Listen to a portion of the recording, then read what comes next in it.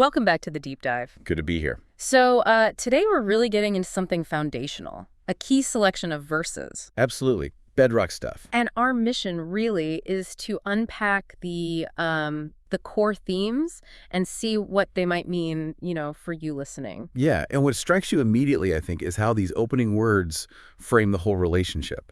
It's all about those divine attributes. Exactly. It kicks off with, "In the name of God, the gracious, the merciful." Okay, so let's dive into that. It's more than just starting words, isn't it? Oh, for sure. That focus right away on grace and mercy. What's that telling us, fundamentally? Well, it suggests that the default divine setting, if you like, is compassion. That's the starting point for understanding everything else that comes after. Which flows straight into verse 2.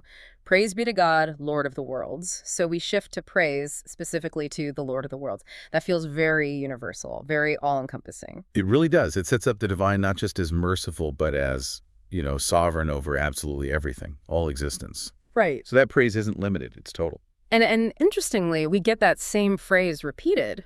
The gracious, the merciful. Why bring it back again so soon? I think it's reinforcement, isn't it? To really hammer home that these qualities, grace, mercy, they aren't just occasional things.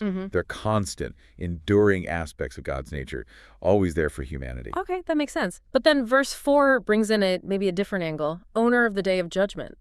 This introduces accountability. How does that mesh with the strong mercy theme right at the start? Yeah, it's a key addition, bringing in judgment or accountability so early on. It kind of frames our whole existence. It's not just about faith and mercy. It's also about, responsibility. Choices matter. Precisely. It gives weight to how we live. Then verse 5 feels incredibly direct. It is you we worship, and it is you we seek for help. That exclusivity, it's quite stark, isn't it? It is. Yeah. Very focused. That it is you really emphasizes where devotion and reliance should lie, solely on God. Right. No ambiguity there. It's about ultimate trust. Where you place that final trust. And following that, there's this plea, this request in verse 6, guide us to the straight path. Such a fundamental human desire, that yearning for direction, right? Absolutely. We all feel that need for guidance, the straight path. It represents living a life that's aligned, that's correct according to divine principles. And we're acknowledging we need help to find it or stay on it. Exactly. We can't necessarily navigate it alone perfectly. Okay, and the final verse, verse 7, it clarifies what that path is by contrasting it.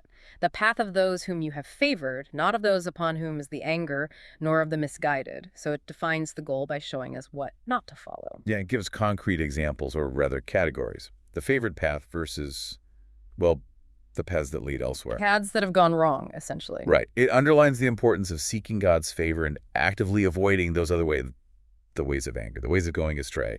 It paints a clearer picture of the stakes. So if we kind of pull all these threads together, what are the big takeaways, it seems like? Divine unity, this immense mercy and grace as foundational. Definitely. Then this call for exclusive worship and reliance, the need for guidance, and this awareness of different outcomes, different paths linked to accountability. You've got it. It lays out a whole framework for that relationship. Who God is, what our response should be, and the kind of help we need along the way. It's incredibly concise, but packed with meaning. It really is. So a final thought for everyone listening. As you reflect on these ideas, that singular focus, seeking guidance, accountability, how might they perhaps resonate or prompt a fresh look at your own approach, your own understanding? Yeah, something to definitely mull over. Powerful concepts to consider. Thanks for this deep dive today. My pleasure.